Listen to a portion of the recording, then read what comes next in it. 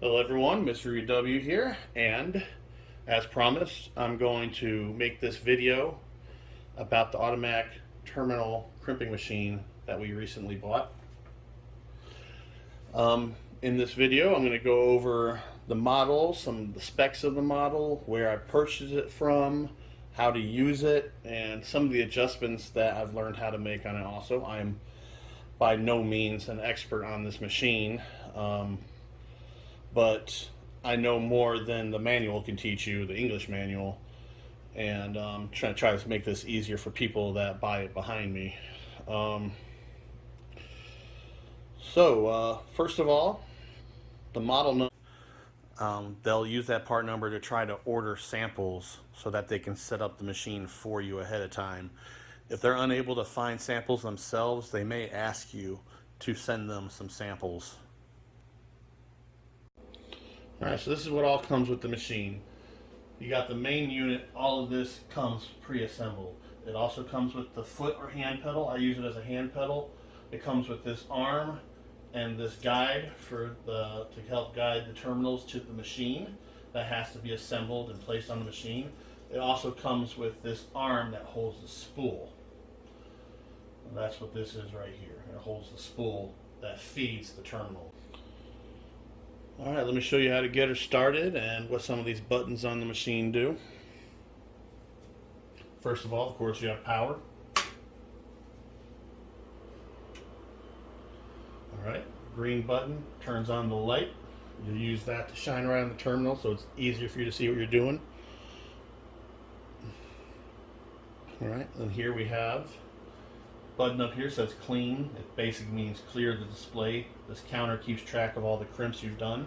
So you just hit clear and it returns it to 0 for each job. Auto and manual.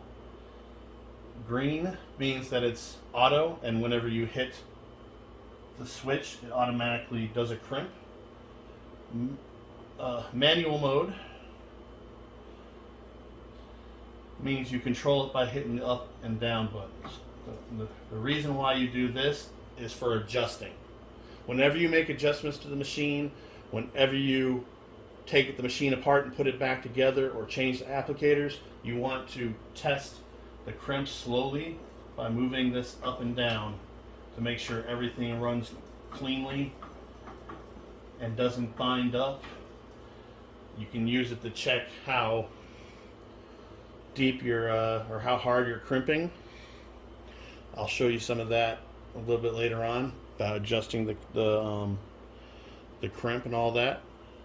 But always put it in manual mode when after you've made any changes, and check to make sure it's running great and slowly before going to full. Because trust me, if you don't check it and you just hit the button and it goes full bore, you're likely to mess something up, and I say that from experience. So as you can see, it's done 4 crimp tests. I can just hit that button, it goes back to 0. Now these 2 buttons affect certain things that you don't really need to worry about. The default speed for this machine is 50. It came to me at 65, and the way you would do that is you just hit the speed button and it'll cycle through. You can change that if you want. You don't really need to. It's doing it fast enough as it is, even at the slowest setting. But these other things here, I wouldn't mess with them unless you've been told to mess with them. It has to do with the intervals between the all that. It tells you what the defaults are. But in order to access that, you have to hold the even playing key in for 3 seconds to get to it. But generally those settings you don't need to mess with, so I wouldn't mess with them unless you had to.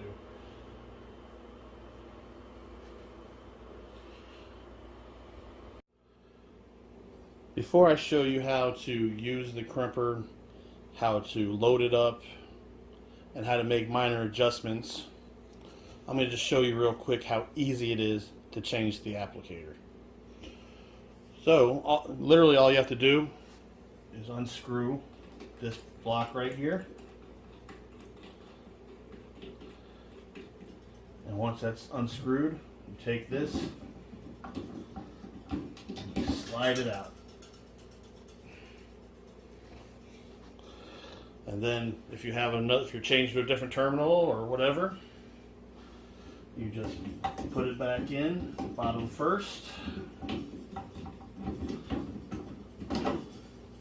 then you tighten it back in.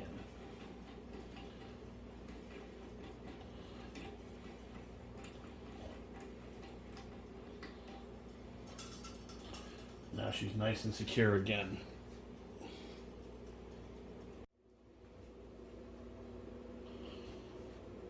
Alright, so let me just show you some parts of the actual crimp applicator and how they work.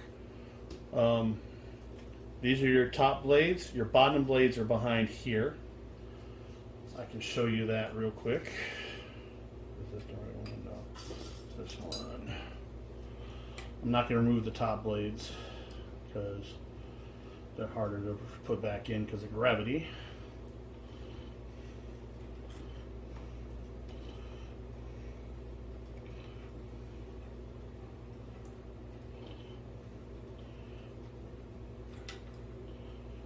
Alright, so this part here, this is the base cutter.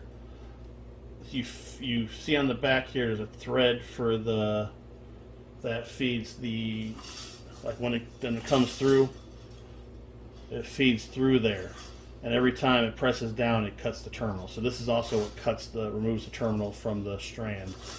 But behind it are two blades, 1, 2, and that's for the two crimps for each terminal. Each terminal crimps one time to, see it right here, one time to the actual exposed wire, and the second time to the sheath of the wire so that it doesn't move around. And that's what the two blades represent. Their size, as you can see, it says 2.3 by 1.8. The top blades match the same numbers, so you have to line them up. If you don't line them up, crazy stuff happens.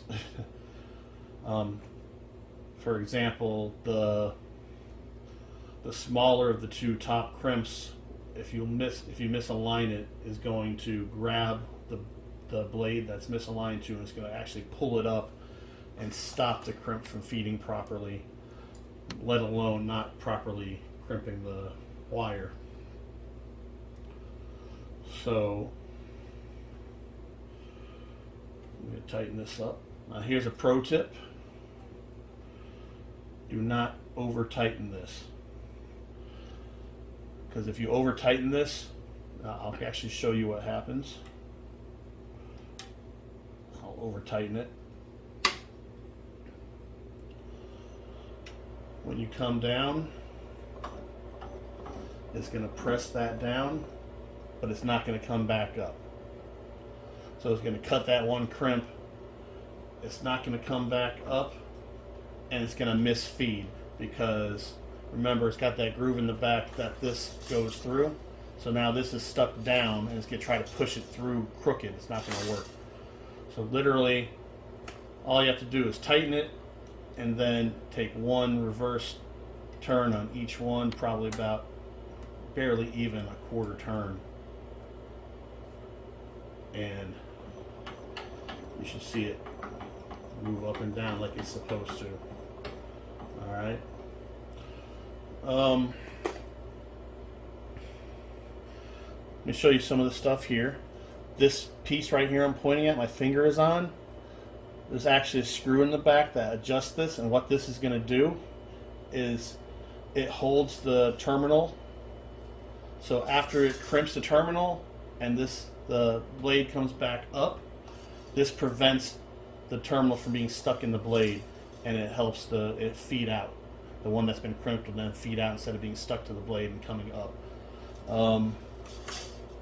This right here is the thing that actually feeds. It grabs a hold of these circles and moves it along precisely to the next one. This right here, this only moves up when you twist it slightly to help you load, and then it comes back down and holds it in place.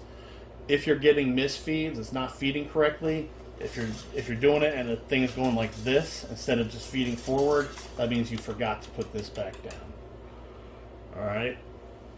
So these two knobs here, these are supposed to do minute adjustments to the blades. I've not figured out exactly how they work, but I've been told you generally do not have to mess with these at all. All right. So the other thing you can adjust is the actual strength of the crimp. It is actually possible to have too strong of a crimp, and if it's too strong of a crimp, it almost cuts the crimp right in half as it does it. So what you would do to fine adjust it, let's say it's not crimping tight enough, or it's crimping too tight and it's misforming the crimp. You loosen these two bolts here, or those two there, just loosen them, and then you take your tool and you can adjust back and forth. And as you twist this, it just minutely raises or lowers this to fine tune the crimps, so you can get just the perfect crimp. Once it's where you want it, you just tighten these back,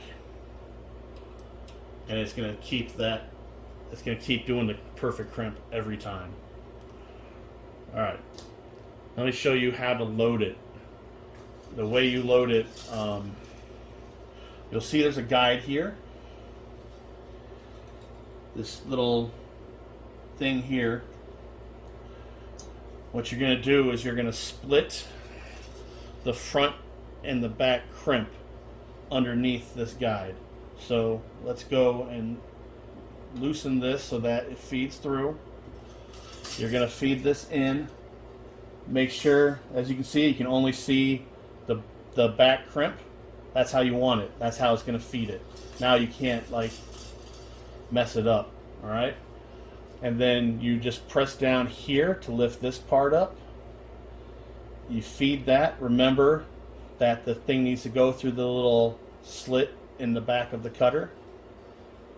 And just feed it until it lines up the first terminal. And this should catch in the hole like you saw. Once that's done, remember, twist this to have it come down, and now you can't pull out. Even if I push down this, I can't pull the terminal out. Whereas if this was up and I press down, I could pull it out. So there we go, nice and secure.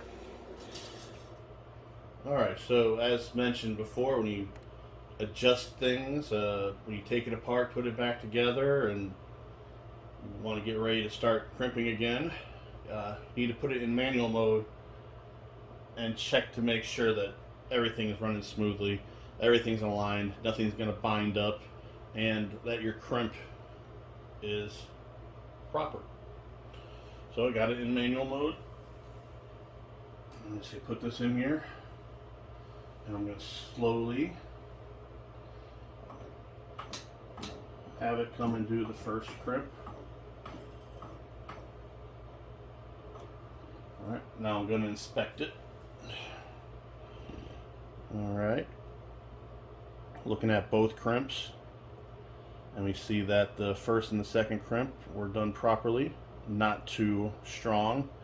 If it was done too strong, it'd be like so flat, you would almost see the crimp breaking apart.